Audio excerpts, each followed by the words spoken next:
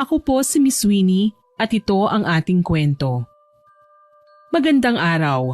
Ako po si Joy, 60 years old. Ang kwentong ibabahagi ko po sa inyo ay nangyari noong late 80s. Natatandaan ko, 24 anyos lang ako noon.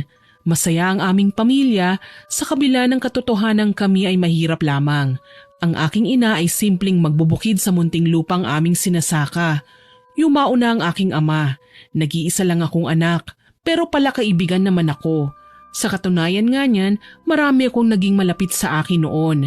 Ang naging pagkakamali ko lang, nakipaglapit ako sa mga taong hindi ko akalaing may lihim palang kasamaan na itinatago. Noong dalaga pa ako, nakapagtrabaho ako sa Maynila, isang sales lady. Dati hindi pa ganun kahigpit ang mga establishment sa paghahanap ng empleyado. Kahit high school ka lang, tatanggapin ka kagad nila. Basta honest lang at mapagkakatiwalaan. Magkasama kami ng aking best friend na si Via. Bata lang siya sa akin ng ilang taon. Mabait naman siya, medyo pikon at maraming nililihim sa akin. Nagulat nga ako nang minsang umuwi siya sa tinutuluyan naming bahay na may kasamang lalaki. Wala siyang nagawa kundi ipakilala ang binata sa akin. Joy, ikaw ha? Ang dami mong tinatago sa akin. Pati ba naman ang gwapong nilalang na nasa harapan ko, balak mo pang itago? Aba, Joy, tumigil ka nga dyan ha. Ang lalaking pinapantasya mo ay boyfriend ko. Kaya pwede ba, magpakabait ka naman? Kung hindi ba naman kita mahuhuli, talagang hindi mo sasabihin sa akin no? Nakakatampo ka ha? Bakit ko naman sasabihin sa'yo? Chismosa ka. Masakit ka na ngayon magsalita Ano, talagang pinagmamalaki mo yung boyfriend mo? Ipakilala mo nga ako. Huwag mong ipagdamot kahit ang pangalan niya. Baliw ka talaga. O siya, sige na. Joel, babe, siya nga pala si Joy, matalik kong kaibigan. Joy, si Joel nga pala, boyfriend ko. Hi Joel, ako nga pala si Joy, ang kaibigan ni Via. Kapag ayaw mo na sa kanya, sa akin ka naman ha? Binatukan ako ni Via na ikinagulat ko. Aray, ang sakit nun Dapat lang yan sa'yo no, gaga ka kasi. Che, maghihiwalay din kayo. Sabi ko tsaka ako tumalikod sa kanilang dalawa. Ang totoo niyan, attracted na po ako kay Joel. Unang sulyap ko pa lang sa kanya. Hindi na tumigil ang pagsikdo ng puso ko. Pinigilan ko ito dahil alam kong mali at hindi ko ugali na mangahas ng kasintahan ng iba. Kahit papaano, may mangilan-ngilan naman akong mga manliligaw. Kaya naman naibaling ko sa kanila ang aking atensyon. Makalipas ang mga araw, mas naging malapit sina Via at Joel sa isa't isa. Nararamdaman ko naman na talagang nagmamahalan sila, kaya nang i-anunsyo nilang dalawa ang nalalapit nilang kasal, naging masaya ako para sa kanila. Sa katunayan, ako pa ang kinuhang maid of honor ni Via. Alam mo Joy, masaya ako sa kabila ng hirap na pinagdaanan ko sa pag-aasikaso ng kasal namin, kasi nariyan ka naman at tinutulungan ako. Oo naman sino ba ang magtutulungan kundi tayo rin lang naman na magkaibigan? Tsaka bakit ba kasi alis ng alis yung boyfriend mo? Ano ba ang kanyang pinagkakaabalahan at hindi ka man lang niya tinutulungan sa mga kakailanganin para sa kasal ninyo? Ang pamilya niya, Joy. Alam mo naman na ayaw sa akin ang pamilya niya Hanggang ngayon, sinusuyo pa rin niya ang mga magulang niya. Kahit man lang sana sa kasal namin makadalo sila. Alam mo kasi, galit lang ang mga magulang niya dahil baka may hindi maipaliwanag sa kanila si Joel. Huwag mo nang isipin yun. Ang mga magulang, galit lang naman yan ngayon. Pero later on, lalambot din yan lalo na kapag nakikitang naglalakad na kayong dalawa patungo sa altar. Sana nga, Joy. Nagigilty din kasi ko Minsan na akong dinala ni Joel sa bahay nila. Pero hindi naging maganda ang unang pagkikita namin ng mga magulang niya. Bumawi ka na lang. Alam ko magiging okay din ang lahat. Madalas kong paalalahanan si Via na maging kalmado lang at mapagkumbaba. Siya kasi ang klase ng babae na medyo mataray at sumasagot kaagad sa mga taong nakakapuna sa kanya, kaya madalas siyang kainisan. Gayunpaman, kung ako ang tatanungin ay nasanay na ako sa kanya. Alam ko na kung paano siya sagutin dahil nga sa kabila ng pagiging prangka niya ay mabait naman talaga si Via.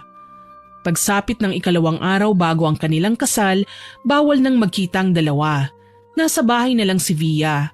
Samantalang ako naman ang gumagalaw sa finishing touches ng reception nila pagkatapos ng kasal at pati na sa maliit na detalye ng decoration sa simbahan.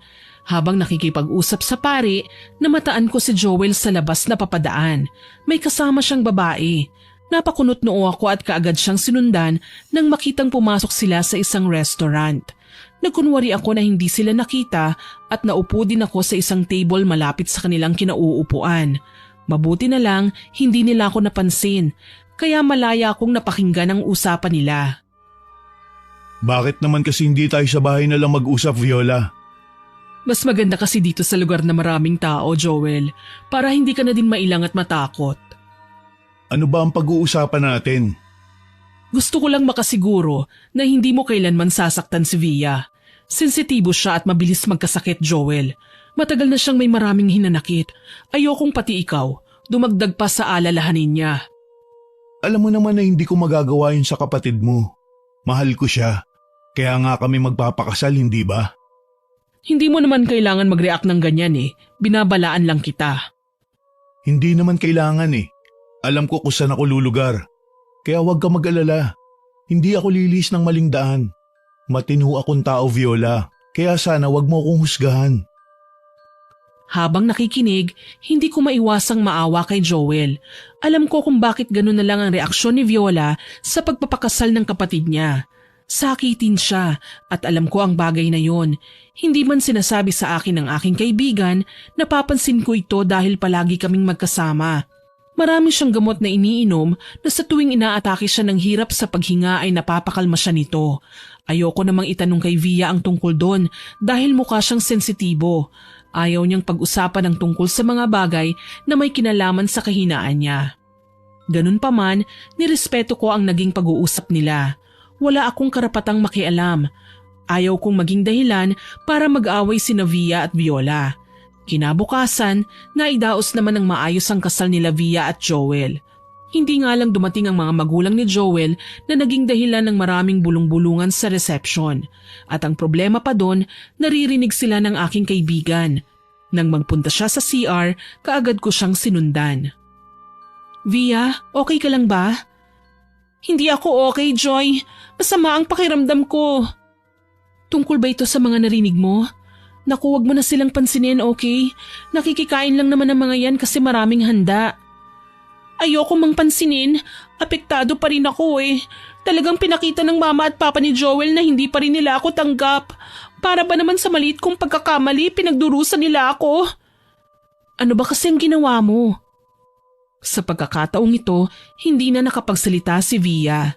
Tila naumid ang dila niya. Halata naman na iniiwasan niyang makorner ko sa kahit na anong tanong. Wala din akong nagawa ng magpaalam siyang mauuna na sa labas kaya napatango na lamang ako. Simple lamang ang kasal ng aking kaibigan pero masaya na rin ako kahit papaano. At least malalagay na siya sa tahimik. Kaso lang mukhang nagkamali ako. Nabanggit ko nga na magkasama kami ni Via sa iisang bahay.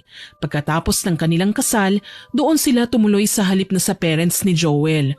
Wala akong nagawa kundi ang pagbigyan sila. Okay pa ang una hanggang 2 linggong pagsasama nila, kaso lang pagsapit ng 3, nagsisimula na silang hindi magkaintindihan. May mga bagay silang pinagtatalunan na sa tingin ko ay mababaw lang naman ang dahilan. Pero si Via, pinalalaki niya ang problema. Ang hilig pa niyang pagbuhatan ng kamay si Joel. Palibhasa, hindi siya ginagantihan ng lalaki. Ang bawat pagnanais nitong magdahilan ay idadaan na lamang sa panunuyo. Isang araw, pag uwi ko galing sa trabaho, naabutan ko sila na nagtatalo na naman. Lintik na buhay naman to, oo? Bakit pa kasi ayaw mo akong imbitahan sa inyo? Siguro may iba kang pinupormahan, ano? Ha? Sumagot ka!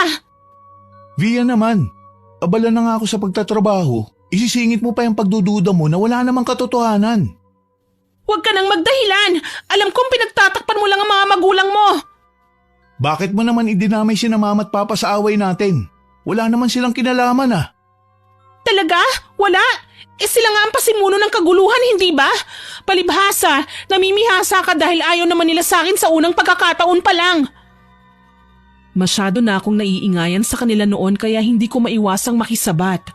Lumapit ako sa dalawa at pumagitna. Nagulat pa ako dahil nananakit na si Via at iilang kalmot na din ang nakita kong ginawad niya sa braso ni Joel.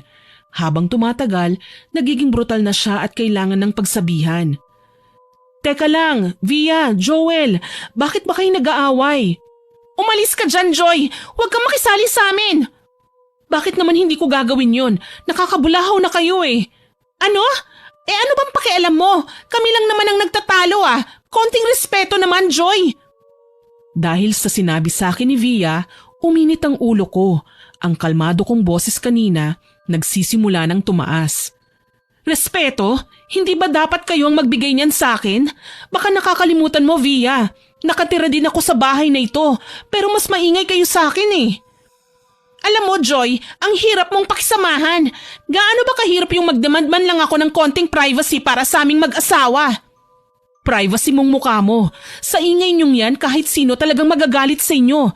Naririnig na nga yata ng buong bayan ng pagtatalo niyo eh. Konting kahihiyan naman pwede. Bulyaw ko sabay balibag sa pinto ng sala. Agaran akong lumabas ng bahay dahil pakiwari ko, hindi ako makahinga sa labis na stress na dulot nila. Pagod na nga ako sa trabaho, tapos na-drain pa ako sa kasasaway sa kanila. Para silang mga batang kinulang sa aruga. Kaya naman para makahinga, nagpasya akong magpaalam sa aking pinagtatrabahuhan. Tumanggap ako ng 1 buwang vacation leave. Tutal naman, matagal na ako sa pagtatrabaho sa shoe store. Ang dapat ko sanang day off at naipon, kaya yun na muna ang ginamit kong pantapal sa bakasyon. Nakauwi ako sa amin na ikinatuwa ng aking mga magulang. Marami akong pinamili mula sa aking naipon, kaya naman proud na proud si nanay sa akin. Isa sa mga nabiyayaan ko ng pasalubong ay si Aling Rosana, ang kilalang mananambal sa aming bayan. Madalas siya sa aming bahay, kaya naman kilala ko na siya. Ang swerte ko naman at nagawa pa akong bigyan ni Joy ng pasalubong. Naku, maliit na bagay nga lang po yan, Aling Rosana.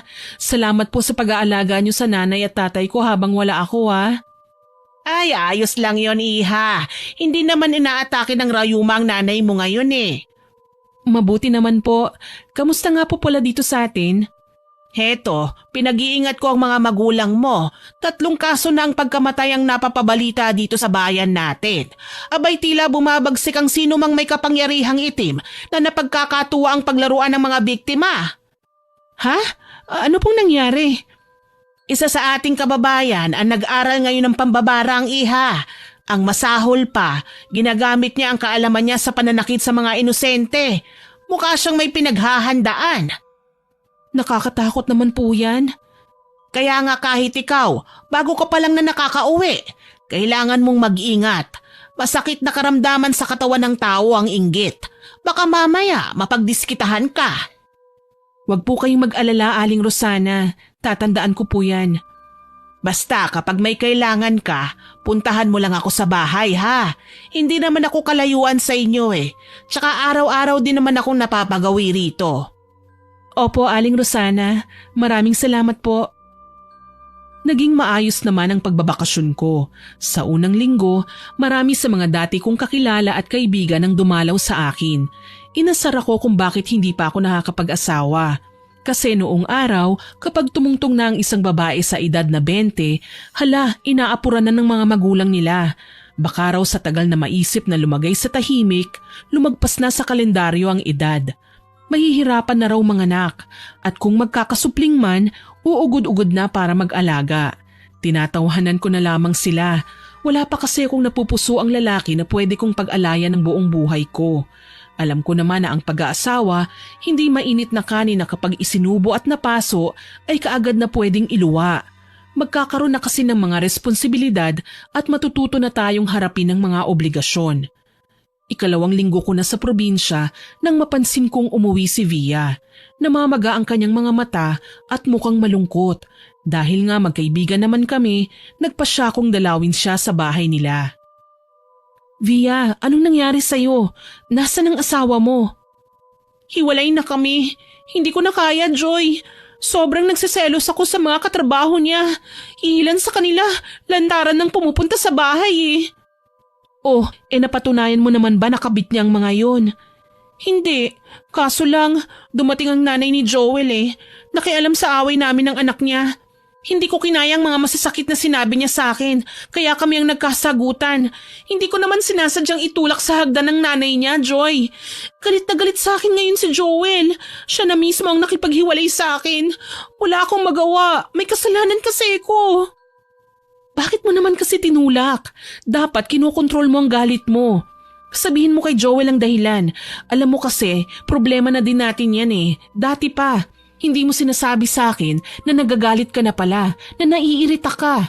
Paano ako mag-a-adjust sa ugali ko kung ayaw mong sabihin sa akin ang mga hindi mo gusto? Nakikita mo naman sa reactions ko yon, hindi ba? Via, malalaki na tayo. Maging mature naman tayo sa mga bagay na ganito. Kaya kayo hindi nagkakaintindihan ng asawa mo eh. Kasi nga palaging mainit ang mga ulo nyo. Ewan ko, Joy. Mamamatay lang ako sa sama ng loob kapag nakipagtalo pa ako kay Joel. Total, hiwalay na rin naman kami. Hayaan na lang natin yun. Wala akong nagawa kundi irespeto na lamang ang desisyon ni Via. Siya naman kasi ang may problema eh. Alam kong siya rin lang ang makakasolusyon nun. Ang kaso lang, hindi na niya naayos pa ang tungkol kay Joel. Nabalitaan ko na lang, umuwi na si Joel sa bahay nila at bumalik sa pagiging buhay binata. Hindi ko naman siya masisisi. May kasalanan din talaga ang kaibigan ko. Hindi na bumalik si Via sa Maynila. Kaya naman nasolo ko na ang bahay.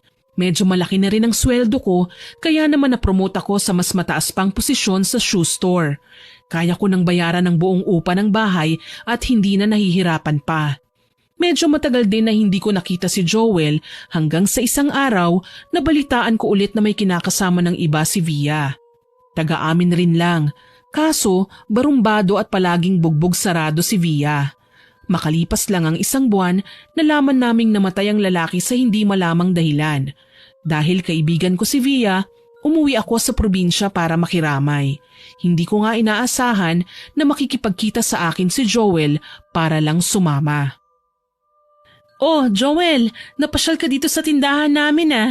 Ano, bibili ka ba ng sapatos? Naku, hindi. Actually, sinadya lang talaga kita. Nabalitaan ko kasi nangyari sa kinakasama ni Via eh. Bala ko sanang pumunta para makiramay. Kinakasama ang term namin sa mga taong may bago ng asawa noon. Hindi pa kasi uso ang annulment, kaya lahat ng nagpapakasal hindi magagawang maghiwalay ng legal. Kahit may iba nang nagsisilbing asawa ang babae o lalaki, mananatili sa babae ang apelyido ng unang lalaking kanyang pinakasalan. Hanggang sa pagsasama sa iisang bubong na lamang ang magagawa nila. Depende na din kung hindi sila sampahan ng kaso ng legal na asawa o mister. Ngumiti na lamang ako sa tinura ni Joel. Talaga? Ang bait mo namang ex? Nakikiramay ka pa talaga sa babaeng nakipaghiwalay sa'yo ah. Hindi naman sa ganun. Ang totoo niyan, nagtatampo pa rin ako kay Via. Nadisgrasya ang nanay ko dahil sa kanya. Buti na nga lang hindi napuruhan eh.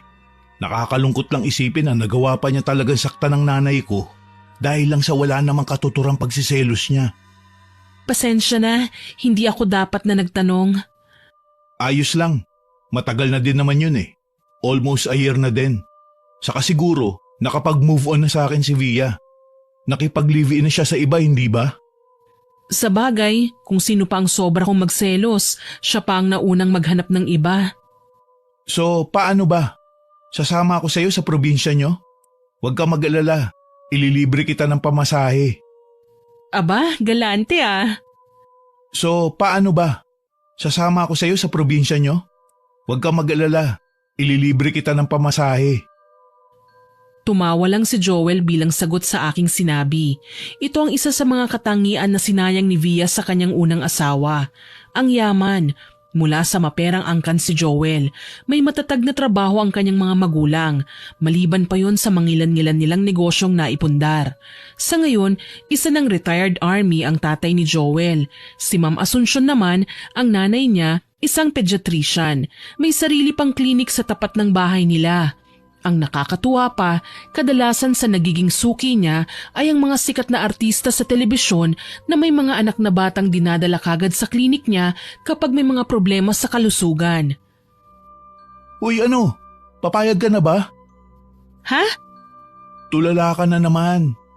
Ang sabi ko, okay lang ba sa'yo na sumama ako sa probinsya nyo? Libre ko naman ang pamasahe mo eh. Oo ba? Hindi ako tatanggi, no? Sayang naman ang libre. Ang ipapamasahe ko ay maiipon ko na lang. Sige, susunduin kita bukas ng umaga ha. Sige, huwag ka masyadong malate ha. 6:00 ang unang trip ng bus pabiyahe sa amin. Tumango si Joel at nagpasalamat sa akin. Kinaumagahan nga, sinundo ako ng lalaki at magkasama kaming sumakay ng bus pa uwi ng Albay. Medyo mahaba din ang biyahe, kaya nakatulog ako at hindi na malaya na nakasandal na ako sa balikat ni Joel. Nasa Legazpi na kami nang gisingin niya ako. Pupungas-pungas akong gumising at natigilan ng makitang nakatunghay ang lalaki sa akin. Bigla akong nailang. Nariyan na naman ang kakaibang atraksyon na pilit umuusbong sa aking dibdib. Pilit ko itong iwinaksi. Kahit nahiwalay na nga si Joel at Via, naroon pa rin ang katiting na konsensya sa puso ko na nagpapaalalang kasalang dalawa at legal sa mata ng Diyos at tao. Konting pag-uusap lang naman ang kailangan para magkabalikan sila. Wala akong karapatang pumagitna para harangin ang posibilidad na yon. Hindi naman ako ganun kasama. Makikiusap sana ako. Kung pwede, pagdating sa bahay niyo muna ako manuluyan. Ayos lang ba? Joel, hindi magandang tingnan yon. Asawa mo pa rin si Via. Ano na lang ang sasabihin nila? Alam mong hiwalay na kami. Saka bakit sa kanila ako matutulog? Naroon ang yumao niyang kinakasama. Saka tayong dalawa naman na magkasamang pumunta rito bilang mga kaibigan niya.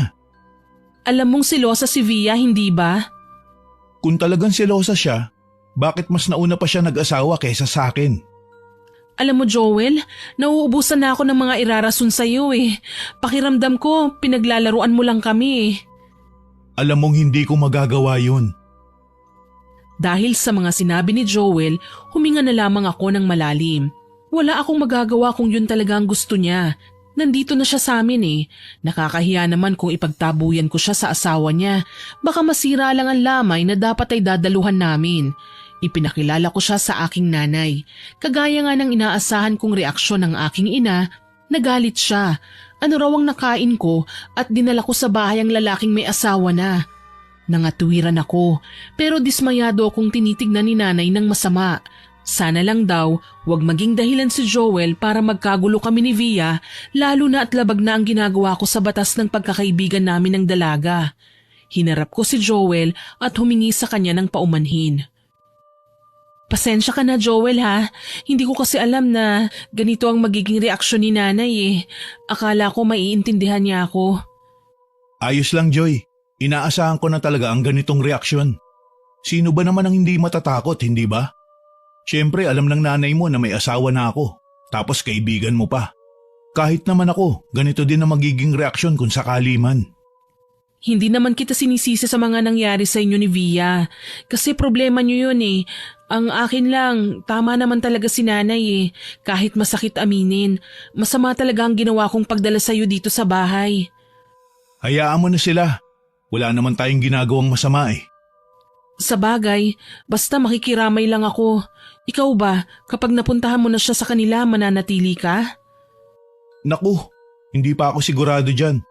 Alam mo naman na hindi pa kami nagkakausap pagkatapos ng huling pagtatalo namin, hindi ba? Kausapin mo siya, Joel.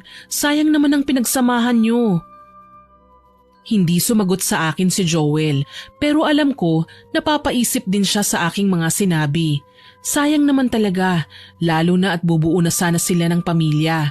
Nang dahil lang sa walang katuturang pagtatalo, nasira ang pagsasama nila.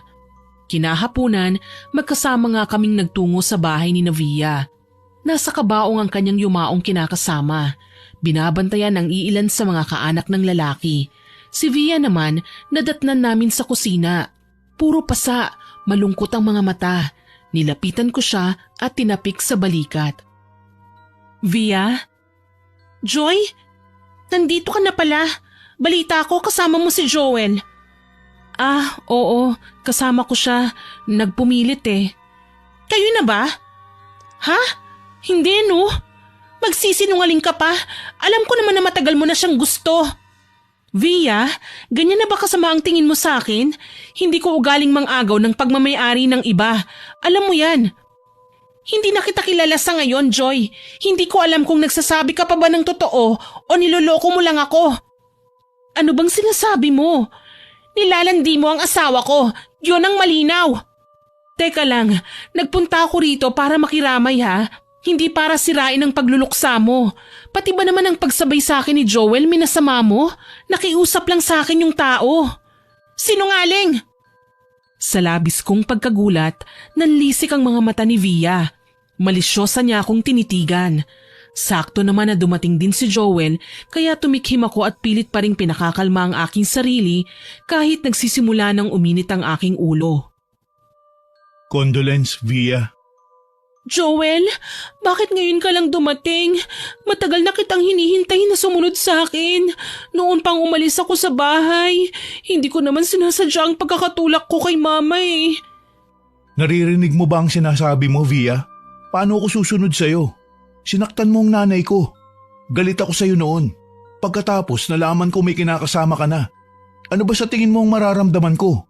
Hindi mo na ako nirespeto. Pero alam ko na mahal mo pa ako. Patunay niya ng pagpunta mo rito, hindi ba? Nais ko lang makiramay. Malayo ang Albay para bumiyahe ka ng ilang oras. Alam kong mahalaga pa rin sa'yo ang mga pinagsamahan natin. Via, sana naman pakinggan mo ko.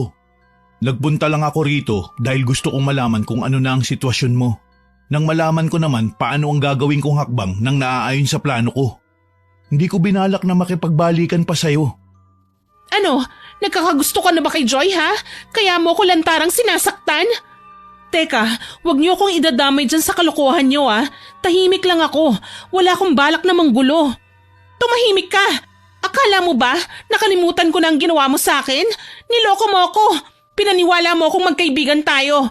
Pero ang totoo, ginagamit mo lang ako para makipaglapit ka sa asawa ko. Mahiya ka naman kay Joy. Pinagbibintangan mo kami sa kasalanan na hindi naman namin ginagawa. Dapat nga ako ang magalit sa iyo eh. Dahil nakahanap ka kagad ng kapalit ko.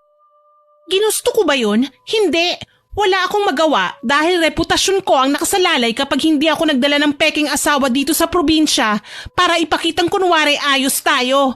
Pero tinutuon ni Aldo ang pagpapanggap namin. Inangkin niya ako at sinasaktan sa tuwing binabanggit ko ang pangalan mo. Wala akong magawa, Joel. Nakita kong huminga ng malalim si Joel at may inilabas na envelope. Nagulat ako dahil mukhang mahalaga ang laman nun. May kilalang judge sa mga magulang ko. Pwede nilang mapawalang bisa ang ating kasal. Hindi ko alam kung paano nila gagawin yun.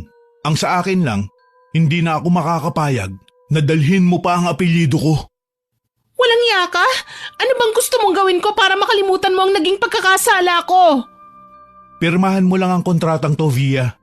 Wala na tayong pag-uusapan. Hindi ko magagawa yan. Hindi ako papayag. Wala ka nang magagawa. Kapag hindi mo to pinirmahan, ididimanda ka ni Mama. Mas gugustuhin mo bang makulong kaysa maging malaya? Napaiyak ng todo si Via. Sapo niya ang mukha gamit ang palad. Gusto ko man siyang daluhan, hindi ko magawa. Naiinis ako sa mga paratang niya sa akin. Kung nagkataon sigurong wala siya sa buhay ni Joel at hindi sila kailanman nagkakilala, malamang papayag ako na maging kami. Pero dahil nariyan si Via, bakit ko ipagsisiksikan ang aking sarili? Hindi ako mababang klase ng babae para lang mangagaw ng pagmamayari ng iba.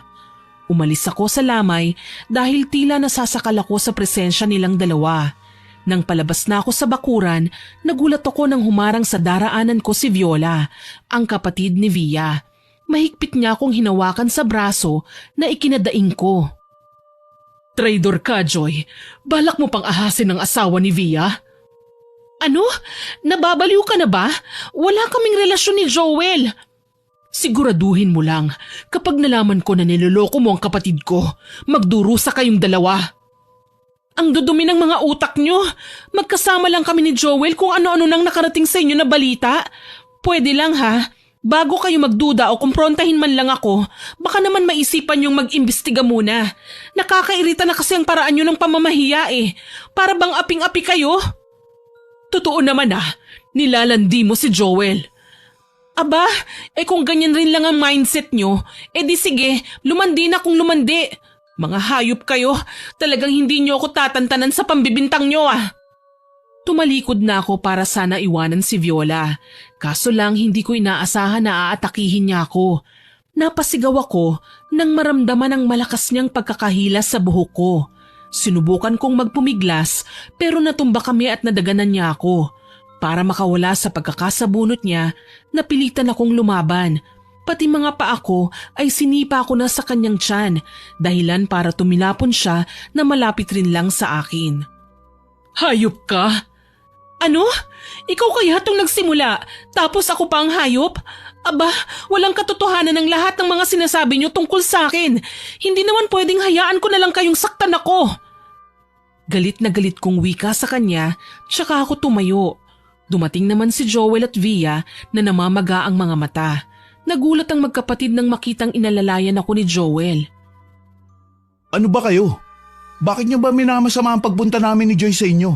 Bakit pa kayo nagluluksa kung ayaw niyo naman na may dumadamay sa inyo? Hayaan mo na sila, Joel. Sarado ang isip ng mga yan sa ngayon. Wala tayong magagawa kung ganyan sila palagi. Hayaan na natin. Halika na, umalis na tayo. Mga taksil, magsisisi kayo sa ginawa niyo. Hindi ako nagigilty kasi wala naman akong ginagawang masama. Sige lang, magkunwari kayong inosente. Malalaman ko rin ang lahat at pagbabayarin ko kayo. Habang naglalakad kami palayo, naririnig ko ang palahaw ni Via. Tila ba mamamatay na siya sa paraan ng kanyang pag-iyak. Halos mapaos at manghina sa pagkakasalampak sa lupa. Umaasa ako na hihinto sa paglalakad si Joel at lalapitan si Via, pero hindi niya ginawa. Sa halip, mas naging mabilis ang paghakbang namin palayo para tuluyan ng umalis sa tahanan ng kanyang dating asawa. Pagdating sa bahay, muli na naman kaming pinagsabihan ng aking nanay. Habang hindi pa gaanong lumalala ang sitwasyon, ako na raw ang umiwas kay Joel para wag nang magduda sa aming dalawa si Via. Iginiit ko na wala namang kaming ginagawang masama at sinigundahan yon ni Joel. Bakit kaya lahat na lang ng ginagawa natin na sa tingin ko ay tama, minamasama ng iba? Kahit kailan hindi ko niloko si Via. Siya pa nga ang nakahanap ng iba bilang pamalit sa akin. Hayaan mo na. Tingin ko nabubulagan sa labis na selos si Via. Kahit kasi anong gawin kong pagpapaliwanag, hindi talaga makaintindi eh. Wala na tayong magagawa. Ako naman ay desidido nang makipaghiwalay sa kanya. Bakit naman kasi hindi mo sinabi sa akin na bukod sa pakikiramay kay Via, may balak ka na palang iba? Ano ba ang kasulatan na yan? Kasulatan na kahit sentimo, wala siyang hahabulin sa akin. Lumapit na rin ako sa abogado para magawa ng paraan kung paano magiging null and void ang kasal namin. Posible ba yun? Hahanapan ng butas ni Judge. Ayon din sa investigasyon, may mga papeles siyang ipinasa na hindi legal. Baka nga makasuhan pa siya dahil panluloko ng ginagawa niya sa akin. Hindi ko akalain na hahantong kayo sa ganito. Hindi naman mangyayari to kung hindi siya masyadong selosa. Ayon pa kay Joel, nasasakal siya sa mga pagkakataong pinagdududahan ni Via ang bawat lakad niya. Kung minsan, napapahiya na siya sa kanyang mga kaibigan. Nagiging brutal ang babae sa harapan ng maraming tao. Ipinapakita kung paano siya sinasaktan. Naaawa ako sa kanya. Siya ang lalaki pero siya pa ang kailangan mag-adjust sa lahat ng bagay. Kaya naman hindi ko na ipinilit pa na makipaglapit siya sa babae. Tutal kahit ano pang sabihin ng iba, malinis ang konsensya ko at wala akong ginagawang masama. Kinahapunan, naging bisita namin si Aling Rosana. Kagaya ng nakagawian, hinilot niya ang mga binti ni nanay. Inatake na naman siya ng rayuma. Minsan talaga, pabaya ang nanay mo sa pagpapahid man lang ng langis sa kanyang binti. Sana man lang, huwag niyang kalimutan maglagay ng gamot at baka lumala pa ang kanyang karamdaman. Pasensya na po kayo, Aling Rosana. Kilala niyo naman po si nanay eh. Matigas talaga ang ulo niyan. Siya nga pala, iha. Ang kasama mong lalaki, asawa pala ni Via? Opo. Pero nakiusap po siya sa akin eh. Dito na lang daw muna siya sa bahay. Hindi kasi naging maganda ang paghihiwalay nila. Iha, kung hindi mo mamasamain, pwede ko bang mabasa ang palad mo? Kakaiba kasi ang kutob ko eh. Ha? Bakit po? Iba ang nakikita ko sa aking diwa. Base sa aura na inilalabas ng katawan mo. May mangyayaring masama sa'yo at sa tingin ko ay may kinalaman ng lalaking yan na nasa bahay ninyo. Si Aling Rosana talaga, oo. Mapagbiro po pala kayo. Seryoso ko, iha. Kailangan mong mag-ingat. Dahil sa kanyang sinabi, wala akong nagawa kundi hayaan na lamang si Aling Rosana at iniabot ko nga sa kanya ang aking kamay. Binasa niya ang aking palad at maya-maya pa tumingala siya sa akin. Magiging malubha ka, iha. Hindi normal na karamdaman ang dadapo sa'yo. Ibig niyo bang sabihin, babarangin ako o maiengkanto kaya? Aling Rosana, hindi po ako naniniwala sa ganyan. Siguro nga hindi ka naniniwala, pero ang mga bagay na ito ay totoo. Marami na akong nakitang binarang na hindi na gumaling pa. Umiling ako at tinawanan ulit ang matanda. Kahit minsan, hindi pa ako nakakita ng mga taong binarang. Siguro, maliban na lang dun sa kinakasama ni Via na kamamatay lamang. Marami naman kasing dahilan kung bakit nagkakaroon ng sakit ang isang tao. Pinaalalahanan ako ni Aling Rosana na huwag magpakampante. Gayunpaman, bilang respeto, tinanguan ko na lamang siya nang huwag nang humaba pa ang aming usapan. Kinagabihan, naghuhugas ako ng plato nang mapatingin ako sa may bintana. Napakunot ang aking noo nang mapansin ang isang bulto ng nakatayong babae sa madilim na bahagi ng aming bakuran. Kinabahan ako pero hindi naman ako kagad natakot. Naisip ko kasi baka si nanay lang o si Aling Rosana. Kaso lang, ano naman kaya ang gagawin nila sa labas? Nay, pumasok ka na, mahamog na dyan. Joy? Sinong tinatawag mo dyan? Kanina patulog ang nanay mo ah. Sigurado ka ba? Oo, inutusan nga niya ako na patayin ng gasera eh. Tapos wag raw akong gagala sa labas dahil baka pagtripan ako ng mga taong walang magawa sa buhay. May nakita kasi akong tao eh. Ha? Saan? Sa bakuran. Napatingin sa akin si Joel nang may pagtataka. Muli niyang nilingon ang bintana at saglit na nakatitig doon. Wala naman ah. Hindi, meron talaga. Sigurado ako. Alam mo Joy, guni-guni mo lang yan. Sigurado naman ako na hindi makakapasok ang kahit sino sa bakuran nyo dahil sinara ko na ang tarangkahan kanina. Alam mo ang mabuti pa, magpahinga ka na. Ako na lang ang tatapos ng ginagawa mo. Tutal naman marunong din ako niyan. Tukoy ng lalaki sa hinuhugasan kong plato. Pumayag naman ako at nagpasalamat sa kanya. Pinunasan ko ang aking mga kamay at muling nilingon ang bintana. Halos panawan ako ng ulirat nang makita ko si Via sa labas ng bahay, nanlilisik at nagbabaga ang tingin. Sapo ang dibdib na nagsalita kagad ako. Via, anong ginagawa mo dyan? Mamamatay ka! Kayong lahat na nagtaksil sa akin! Magdurusa kayo sa igagawad ko sa inyo! Isinusumpa ko! Kasabay ng pagsasalitang yun ni Via, nakarinig kami ng sigawan sa labas ng bahay. Hula ko, nagmula yon sa tahanan ni Viola at Via. Natatarantang lumabas ako at nagkasalubong pa kami ni Joel. Anong ingay yun? May sumisigaw sa bahay ni Via, Joel. Puntahan kaya natin. Nag-aalala ako eh, baka kung ano na nangyari sa kanila. Teka lang, si Aling Rosana nandito ba? Nasa kanila. Bakit mo ba siya hinahanap? Unahin na kaya natin si Via. Mukhang may nangyari. Sige na nga. Nagmamadali kami sa pagtakbo papunta sa bahay ni Via. Naabutan namin si Viola na iyak ng iyak at hindi man lang maawat ng mga kababayan namin na nakikiusyoso din sa mga nangyari. Nagtanong-tanong ako sa mga tao pero lumabas mula sa kumpulan si Viola at galit kaming dinurong dalawa ni Joel. Kasalanan niyo ito. Kayo ang dahilan kung bakit iniwan ako ng kapatid ko. Kayo ang dahilan kung bakit siya nagbigti. Ano? Nagpakamatay si Joy? Pagbabayaran niyo ang ginawa niyong pagpatay sa kapatid ko. Mga kriminal kayo! Teka lang, wala kaming kasalanan. Tumahimik ka! Wala ka ng ibang ginawa kundi ang pasakitan si Via. Pati ikaw, hindi ko kalilimutan. Magbabayad kayong dalawa! Para matigil lang ang gulo, pilit kaming pinalalayo sa kumpulan. Wala naman akong magawa kundi ang sumunod na lamang kay Joel na noon ay galit nang naglalakad pabalik sa aming bahay. Tumaas baba ang kanyang balikat sa labis na pagpipigil ng emosyon. Pakiramdam ko, nalulunod ako sa labis na kahihiyan. Wala man lang akong nagawa para depensahan ang aking sarili. Inosente ko. Mabuti na lang dumating si Aling Rosana at nababahalang nilapitan kami. Kailangan niyong mag-ingat. Bago namatay si Via, naramdaman ko ang pag-iwan niya ng sumpa. Aling Rosana, kahit anong klaseng sumpa pa yan, hindi kami tatablan. Wala naman kaming kasalanan eh.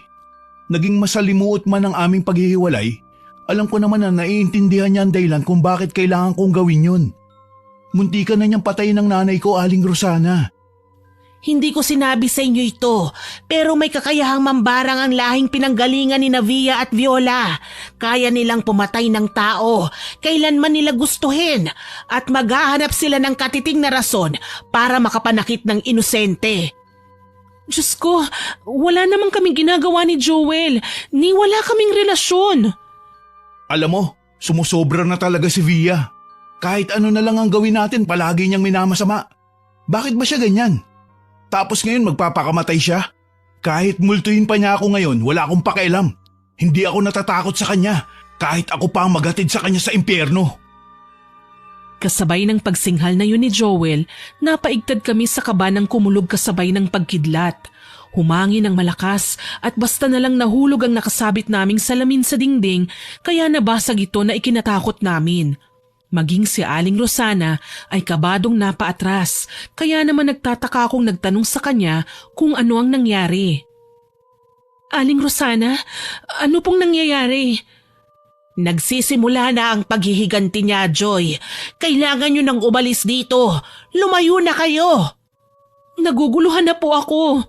Huwag na kayong mag-isip pa. Kailangan niyong makalayo. Hindi kayo pwedeng pagbalingan ni Viola. Bakit naman kami matatakot kay Viola? Tsaka wala naman siyang kinalaman sa naging pag-aaway namin.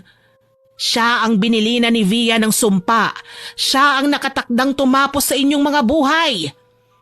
Gusto kong matawa sa paraan ng pagkakasabi ni Aling Rosana sa mga bagay na yun. Kaso lang, hindi ko alam kung anong isasagot ko sa kanya. Kahit kailan, hindi ako naniwala sa barang. Sa tingin ko, walang potensyal si Viola na gawin ng mga bagay na hindi pangkaraniwan. Pasensya na, Aling Rosana, pero hindi ako aalis sa bahay namin. Hindi ako natatakot kay Via. Mas lalong wala akong dapat na ikatakot kay Viola. Ako din, Aling Rosana. Kapag umalis kami at nagtago, mas lalo lang nilang mapapatunayan ang pagkakamali namin na gawa-gawa lang nila. Sa bagay, tama naman kayo. Hindi ko din kayo pwedeng pangunahan. Di bale, gagawa ako ng pangontra para maproteksyonan kayo kahit papaano sa sumpa. Salamat po, Aling Rosana. Malaking bagay ang gagawin yung pagtulong sa amin. Nanatili nga kami sa probinsya at hindi bumalik ng Maynila. Sinulit ko ang mga araw na kailangan kong magpahinga. Si Joel naman, nagkaroon pa nga ng mga kaibigan. Karamihan sa kanila, mga binata sa amin na naghahanap ng mapapasukan. Kahit papaano, napanatag ang loob ko. Mula kasi nang magbigti si Via 3 araw na ang nakakaraan, wala naman akong ibang narinig kay Viola. Kaso lang, kinahapunan, nagmemerienda kami ni Joel at ni Nanay nang mapansin ko ang iilang kaanak ni Viola na nagpuprosesyon sa harapan ng aming bahay. Kabaong mismo na pinaglagyan ng mga labi ni Via ang nasa loob dahil may yakap na litrato si Viola habang nangunguna sa paglalakad. Ang nakakakilabot pa, tinalian lang nila ng malaking pisi ang kabaong tsaka hinihila. Diyos ko naman, bakit kailangan sa harapan pa ng bahay namin idaan ng patay? Hayaan mo na, Joy. Saglit lang at makikisilip ako kay Via sa uling pagkakataon. Sige. Hinayaan ko na si Joel, total asawa niya naman ang nasa kabaong. Naisip ko, dapat lang siguro na magkaroon sila ng closure dahil mahirap mabuhay ng maraming tinatagong issues. Ako naman ay hindi nagtangkang lumapit sa kanila. Nakasilip lang ako sa bintana at kitang-kita ko ang pagtulak ni Viola kay Joel kaya napalayo ang binata sa pagkakalapit sana sa kabaong. Kinamumuhi ang ka ni Via.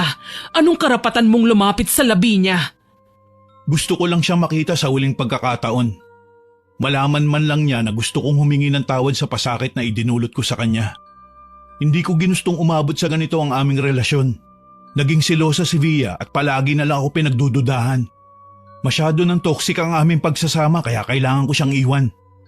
Ginawa mo pang masama ang kapatid ko. Unang pagkikita pa lang natin, binalaan na kita pero hindi ka nakinig. Ayos din pala kayo, no? Kahit may kasalanan din ng kapatid mo, kinukonsinti mo pa ang pagkakamali niya. Walang mali sa pagmamahal ng kapatid ko. Kayo ng kabit mo ang may malaking pananagutan sa kanya. Ilang beses ko bang sasabihin sa'yo na hindi ko nga kabit si Joy? Sumama lang ako sa kanya dahil hindi pa ako dinadala ni Via sa probinsya na to.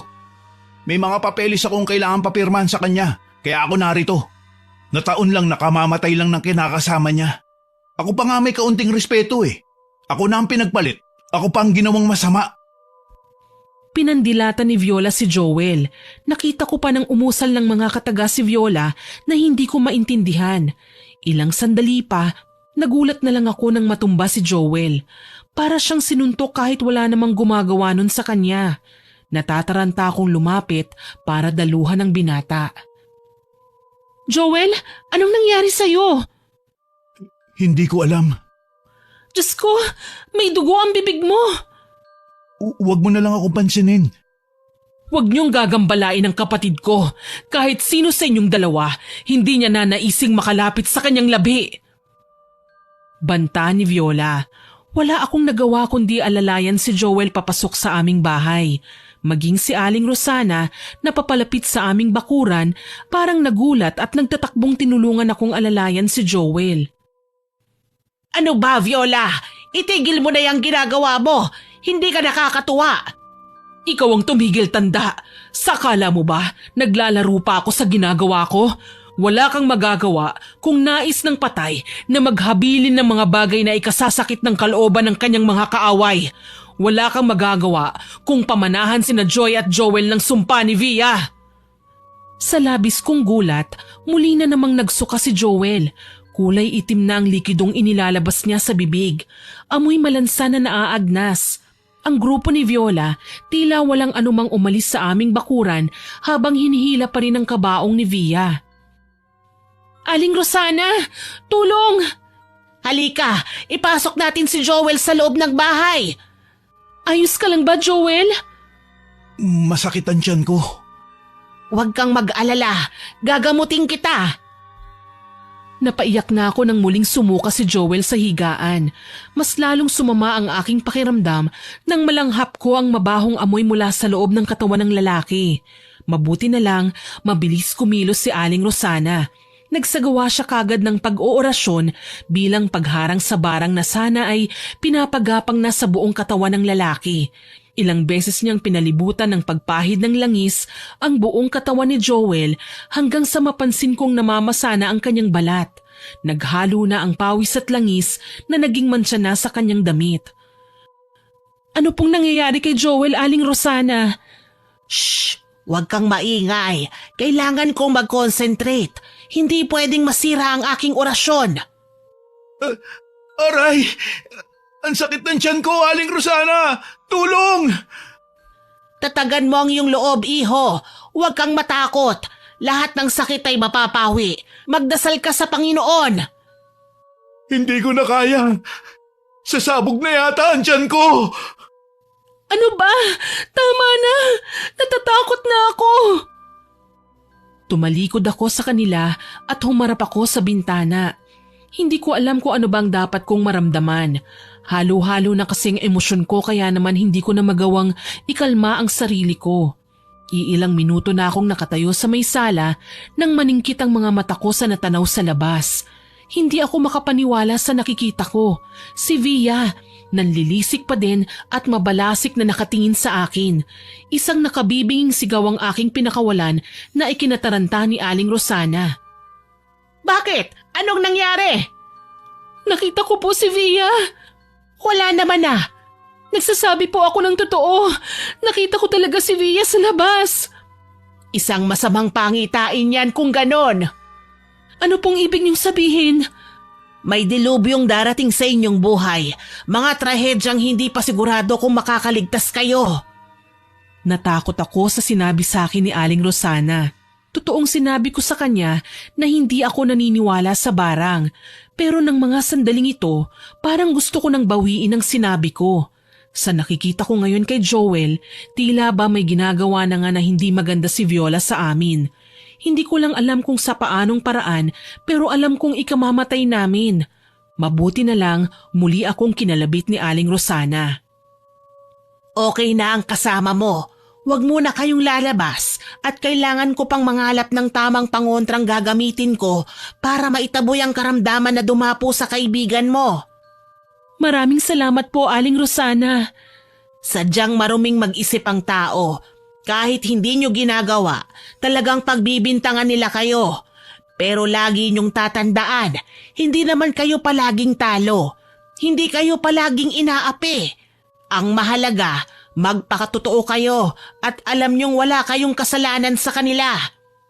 Kung minsan nga po, gusto ko nang totohanin ang bintang nila eh. Nakakasawa ng tumanggi. Palagi na lang kaming ginagawa ng masama. Ganyan talaga, Joy. Ang mga mata ng tao, bagamat hindi naman lahat, ay kadalasang makikitid ang isip. Kaya mas mainam na umiwas na lang kayo bago pa may mangyaring hindi maganda. Naiintindihan ko po. Wika ko at nagpasalamat kay Aling Rosana. Binigyan niya ako ng mga langis na pwede kong ipahid sa aking katawan para maprotektahan ang aking sarili sa iilang pagtatangka ng barang at para bumalik sa may gawa ang karamdaman. Para lubos pa kaming malayo sa gulo at banta ni Viola, pinili na lang namin na bumalik ng Maynila. Nagpaalam ako kay nanay at sinabing babalik ako kapag kailangan ko ng tulong ni Aling Rosana. Magkasama kami ni Joel na bumalik sa syudad. Pero simula noon, hindi na kami napalayo sa isa't isa. Joy, maraming salamat nga pala sa ginawa mong pag-alalay sa akin habang nasa Albay tayo. Walang anuman, Joel. Huwag mo na ding isipin yon. Kahit sino naman na malagay sa sitwasyon mo ay talagang tutulungan ko. Alam ko din na ganun din ang gagawin mo. Oo naman. Gagawin ko ang makakaya ko, makatulong lang sa kapwa. Simula noon, nakaramdam na ako ng kakaiba para kay Joel. Yung sinasabi kong atraksyon nung una pa lang, naging paghanga na. Alam kong sa pagkakataong ito, hindi ko na maiiwasan pa ang pana ni Cupido. Malinaw na tinamaan na ako kay Joel. Ipinakita niya sa akin ang lahat ng kabutihang meron siya. Sino ba naman ang hindi mahuhulog sa kanya? Kalaunan, ang pagiging magkaibigan lang namin ay naging mas malapit pa. Hanggang sa magulat na lang ako nang ligawan niya ako at magtapat siya ng pagtingin sa akin. Nung mga sandaling yun, wala nang gumagambala sa amin. Hindi na nagpaparamdam pa si Via. Hindi na din ako nababahala sa mga banta ni Viola. Para sa akin, parte na lang yun ng isang masamang panaginip. Walang pag-aalinlangan na sinagot ko siya. Hindi nga namin maipaliwanag ang labis na tuwa namin. Para kaming nakatagpo ng paraiso para sa aming dalawa. 8 buwan na namin mula nang mamatay si Via nang alukin na ako ni Joel na magpakasal. Hindi ako tumanggi. Sinama niya ako sa kanyang pamilya. Maraming salamat, love. Napakabuti mo. Tuwang-tuwa si na mama sa'yo. Kalug ka raw at interesado sa lahat ng sinasabi nila. Talaga namang interesting ang mga topics namin kanina eh. Biro mo, umabot na sila sa husgado ng babaeng pinaanak niya kasi nagkapalit daw ang mga sanggol ng 2 babae. Pero nang ipa-DNA test nila, nag-match. Ibig sabihin, anak niya talaga ang batang tinatanggi niya. Alam mo naman si mama. Kapag alam niyang nasa katwiran siya, talagang lumalaban. Maselan sa mga nagiging girlfriends ko si mama eh. Nagulat nga ako nang mag-click kayong dalawa. Ibig sabihin gusto ka din niya. Wala namang katangian ng mama mo na kailangan kong kainisan eh. Isa pa, ako ang sasabit sa pamilya niyo. Siyempre, kailangan kong magpakumbaba. Love, wag mong sabihin yan. Hindi ka lang basta sabit sa pamilya namin. Magiging miyembro ka na.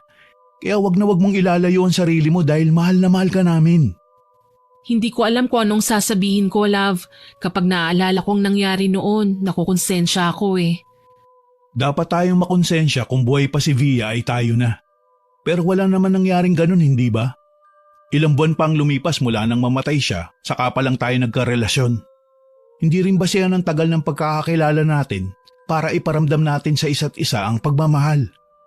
Feeling ko kasi magiging masama na naman tayo. Huwag mo silang pansinin. Magiging okay din tayo. Bubuo tayo ng sariling pamilya at magiging matagumpay tayo sa lahat ng pangarap natin sa buhay.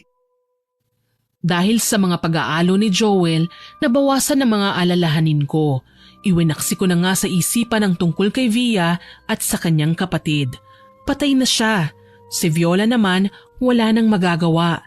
Hindi nila kami matutunton dahil umalis na ako sa dati kong apartment.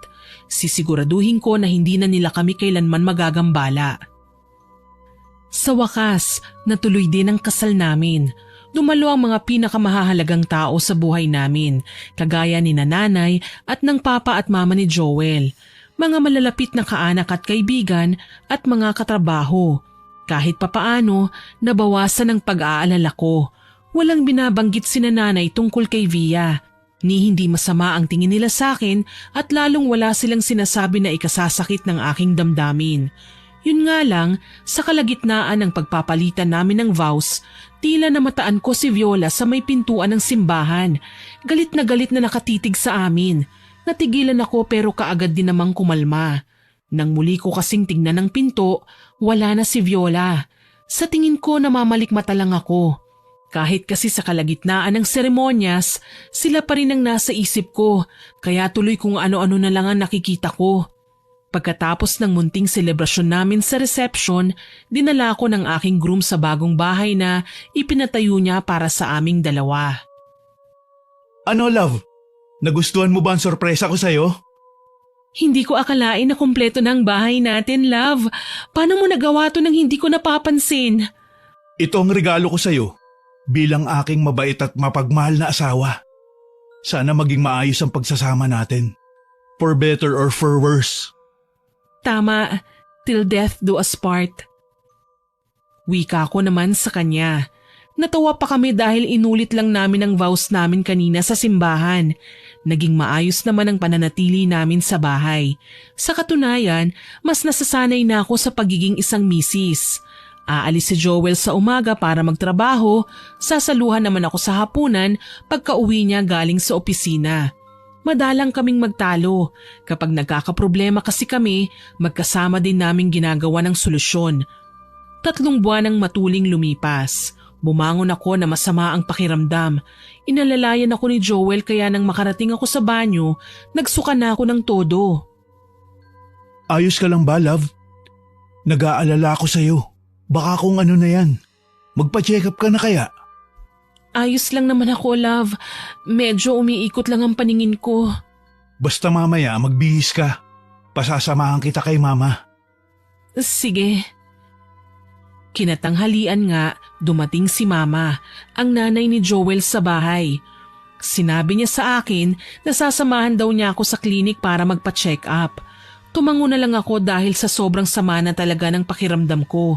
Kaso nga lang, kung kailan aalis na kami, muli na naman akong nagsuka. Nagdududa ngunit nakangising tinanong ako ni mama kung kailan ako huling dinatnan. Sumagot ako at napagtantong 3 months ago na pala yun. Imbis na sa klinik, sa kaibigan niyang doktor na espesyalista sa mga buntis kami nagpunta. Napag-alaman kong buntis ako at magkakaanak na kami ni Joel. Napaiyak ako sa labis na tuwa. Hindi ko akalain na sa wakas, magbubunga na din ang aming pagmamahalan. Napakaraming do's and don'ts ng mama ni Joel pero lahat ng yun nakahanda akong sundin. Para naman sa baby namin yun eh. Natutuwa pang ibinalita ni mama ang tungkol sa pagdadalang tao ko kaya naman maaga palang kinahapunan umuwi na si Joel. Love, totoo ba? Magiging tatay na ako? Oo, magiging tatay ka na, love. Diyos ko, natupad na rin sa wakas sa matagal ko nang pinapangarap. Natin, love. Pangarap nating dalawa. Ang anak natin ang magsisilbing liwanag na maghahatid sa atin sa tunay na kaligayahan. Niyakap ako ni Joel ng kay higpit. Nag-iyakan kaming dalawa. Sa dami ng aming pinagdaanan, tunay nga na may katiwasayan pagkatapos ng kasawian. Tuwang ibinalita ko din sa aking ina ang tungkol sa pinagbubuntis ko. Inimbita niya kami ng aking mister na umuwi muna sa Albay na pinaunlakan namin. Pagsapit ng Sabado, natagpuan ko na ang aking sarili na binabaybay ng mga paa ang aming bakuran. Sa harapan ng bahay, nakapark ang kotse habang si Joel naman hinahakot ang dala naming gamit. Siya namang paglapit ni Aling Rosana na noon ay tuwang yumakap sa akin. Kumusta ka na, iha? Ang tagal mong hindi nakabalik ka. Tama po kayo, Aling Rosana. Alam niyo naman na nag-iingat lang kami, kagaya ng sinabi niyo. Alam ko yon. Ang hindi lang ako sigurado ay kung mapapanatag ba kayo sa ibabalita ko. Ha? Bakit po? Ano bang sasabihin ninyo? Wala na si Viola sa bahay nila. Ilang buwan na ding hindi bumabalik. Hindi ko nga alam kung buhay pa ba o patay na eh. Talaga po ba? Kawawa naman siya. Dinamdam niya talaga ng husto ang pagkamatay ni Via. Kumusta na kayo ng asawa mo? Wala na ba kayong nararamdamang masama sa katawan ninyo? Wala naman po, Aling Rosana. Ayoko na ding mag-alala ng kagaya sa nangyari kay Joel noon. Hindi na niya pwedeng maranasan yun ngayon. Huwag kang mag-alala. Narito pa rin naman ako. Nakahanda akong tulungan kayo laban kay Viola. Maraming salamat po, Aling Rosana. Halika, pumasok muna po tayo sa loob. May dala kaming pasalubong para sa inyo. Nako, hindi ako tatanggi dyan. Pumasok na nga kami sa loob ng bahay at naabutan sina Nanay at Joel na nag-uusap. Mukhang seryoso ang topic ng dalawa kaya hindi na muna namin ginambala. Kaso lang, nang makapasok na kami sa kwarto ni Aling Rosana, nagulat ako nang magsisigaw si Joel kaya napadalo kami kagad sa kanya. Love, anong nangyari? Sumasakit na naman ang tiyan ko. Mas matindi pa sa una. Hindi ko maipaliwanag. Aling Rosana, ano pong nangyayari sa asawa ko? Huwag kang mataranta. Hindi ko kayo pababayaan. Sige, kumuha ka ng palanggana. Heto na po ang planggana. Ano pang susunod na kukunin ko? Kandila, asin, at lagyan mo ng tubig ang planggana. Nagmamadali ko namang kinuhang mga bagay na pinangalanan ni Aling Rosana. Kinikilabutan na ako sa labis na takot. Hindi ko alam kung anong mangyayari pagkatapos nito. Ang alam ko lang, kailangan ni Joel ng tulong at hindi ako papayag na mapahamak siya. Pinahiga ni Aling Rosana si Joel sa papag at doon na tinawas. Hinayaan ko siyang aali-aligid sa sala habang nag-oorasyon ng hindi namin maipaliwanag na lengguwahe. Ilang sandali pa, nagsuka na si Joel. Nagulat ako dahil hindi ko na maipaliwanag ang mga itsura ng insektong lumalabas sa kanyang bibig. Para bang may bahayan na sa loob ng tiyan niya kung saan doon nagtatago ang mga insekto. Napaiyak ako sa labis na takot. Diyos ko, kagagawa na naman ba ito ni Viola? Joy, iha, may kaldero ba kayong hindi ginagamit? Mukhang meron po. Bakit po? Kailangan ko yon. Dalhin mo rito. Heto na po, Aling Rosana. Ano po ang gagawin natin dito? Tunawin mo ang kandila dyan. Tumalima ako sa sinabi niya. Tinunaw ko nga ang malaking kandila at pinakinggan ang susunod na iuutos niya. Ayon sa ginang, ihulma ko raw na manika ang kandila na ginawa ko naman. Isipin ko lang kung ano ang aking mga takot at mahuhulma ko na raw ang itsura ng taong nagbibigay sa amin ng karamdaman. Nang matapos ako, gayon na lang ang pagsisigaw ko nang makilala si Viola sa hulma ng kandila. Diyos ko, bakit si Viola ang lumalabas sa hulma ng kandila? Siya ang nambarang sa asawa mo, iha. Ang masaklap pa, mukhang papatayin niya si Joel kapag hindi naagapan. Hindi ako papayag. Lalaban kami. Kailangan kong tulungan ang asawa ko. Sabihin niyo sa akin kung ano ang gagawin ko, Aling Rosana. Dalhin mo ang kandilang ito sa libingan ni Via, iha. Naniniwala ako na may gamit si Joel na kasamang nilibing ng kanyang unang asawa. Hindi mo na mahuhukay ang labi, pero may magagawa pa tayo. Ang kandilang ito, ipatong mo sa krus na nakalagay sa ibabaw ng puntod ni Via. Sindihan mo ito doon. Sa paraang yun, magagawa mong bawiin ang sumpa na ibinigay ni Viola sa asawa mo. Kinakabahan ako, Aling Rosana. Huwag kang kabahan, iha. Kakampi natin ang Panginoon. Hindi nila tayo matatalo dahil lalamunin sila ng liwanag. Pinapangako ko, babalikan ko si Joel. Magandang balita na ang dadalhin ko sa kanya. Habang pinaplano namin ni Aling Rosana ang gagawin, may ibinigay siya sa akin. Buntot pagi na may orasyon at dugo ng albularyong manunugis ng mambabarang. Ang mga kagaya raw ni Viola ay parang alagad lang daw ng dilim. Natatakot din sila sa mga pangontra. Hindi rin nila kayang labanan ng silaw ng liwanag mula sa tansong punyal. Nabubulag ang mga mambabarang kaya ingat na ingat sila na huwag makatitig sa mga kagaya nun. Higit sa lahat, hindi kaibigan ng mambabarang ang asin. Napapaso din sila at nasasaktan kapag natatamaan. Mas lalong lumakas ang loob kong harapin si Viola, lalo na at nakita kong kay labis na lumalala na ang kalagayan ni Joel. Kumulubot ang kanyang balat kapag namamawis ng todo, para siyang natutuyot at nauubusan ng tubig sa katawan. Sabi pa ni Aling Rosana, kapag natutuyo na nga raw ang katawan ni Joel, ay posible nang mamatay ang aking asawa. Kahit ano gagawin ko, Aling Rosana, kahit isakripisyo ko pang buhay ko. Walang mangyayaring ganon, iha. Magtiwala lang tayo sa Panginoon. Tatandaan ko po ang lahat ng sinabi niyo. Naiintindihan ko.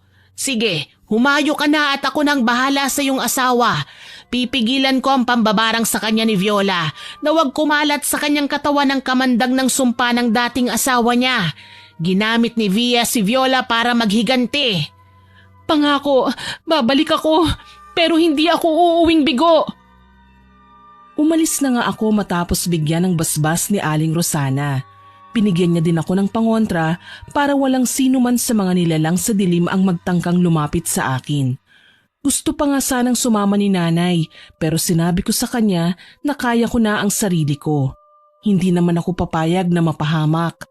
Pagdating sa sementeryo, nagulat ako nang makitang kay dilim sa puntod ni Via.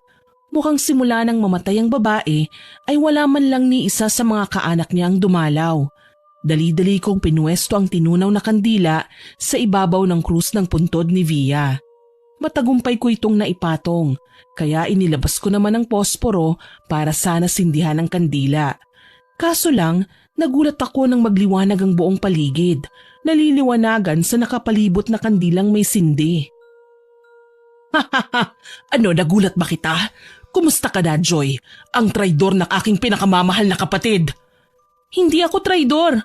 Hindi nga ba? Ano kaya ang dapat kong itawag sa'yo?